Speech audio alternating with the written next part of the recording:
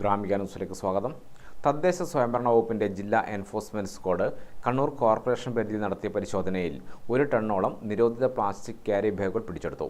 കണ്ണൂർ മാർക്കറ്റിലെ ഗോപാൽ സ്ട്രീറ്റ് റോഡിൽ TK Sulaiman and sons എന്ന മൊത്ത വ്യാപാര സ്ഥാപനത്തിന്റെ ഗോഡൌണിൽ നിന്നാണ് വിവിധ അളവിലും കനത്തിലുമുള്ള നിരോധിത പ്ലാസ്റ്റിക് ക്യാരി ബാഗുകൾ പിടികൂടിയത്. സ്ഥാപനത്തിന് 25,000 രൂപ പിഴ ചുമത്തി തുടർ നടപടികൾ സ്വീകരിക്കാൻ തദ്ദേശ സ്വയംഭരണ വകുപ്പിന്റെ ജില്ലാ എൻഫോഴ്സ്മെന്റ് സ്ക്വാഡ് കണ്ണൂർ കോർപ്പറേഷന് നിർദ്ദേശം നൽകി. 15 മുതൽ 25 വരെ കിലോഗ്രാമിന്റെ ചാക്കുകളിലായിട്ടാണ് നിരോധിത ക്യാരി ബാഗുകൾ സൂക്ഷിച്ചിരുന്നത്. മുൻപ് ഇതേ സ്ഥാപനത്തിൽ പരിശോധന നടത്തി പ്ലാസ്റ്റിക് കപ്പ് ഉൾപ്പെടെയുള്ള നിരോധിത ഉൽപ്പന്നങ്ങൾ സ്ക്വാഡ് പിടിച്ചെടുത്തിരുന്നു.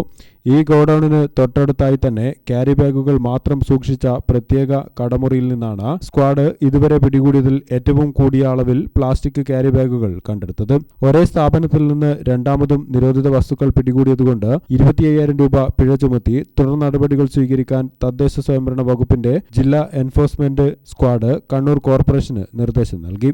ലോക പ്ലാസ്റ്റിക് ക്യാരി ബാഗ് ദിനത്തിലും കണ്ണൂർ നഗരത്തിൽ നിരോധിത ക്യാരി ബാഗുകൾ സുലഭമെന്ന വാർത്ത മാധ്യമങ്ങളിൽ വന്നതിനെ തുടർന്നാണ് സ്ക്വാഡ് മിന്നൽ പരിശോധനയ്ക്കെത്തിയത്. പരിശോധനയിൽ ജില്ലാ enforcement team leader EP Sudheesh, enforcement officer KR Ajaykumar, Shareekhul Ansar, public health inspector Juna Rani, contingent ജീവനക്കാരായ സജികുമാർ, ജുനൈദ്, ഗണേഷ്, പുഷ്പരാജ് എന്നിവരാണ് പരിശോധനാ സംഘത്തിലുണ്ടായിരുന്നത്. ഗ്രാമിക ന്യൂസ്, കണ്ണൂർ.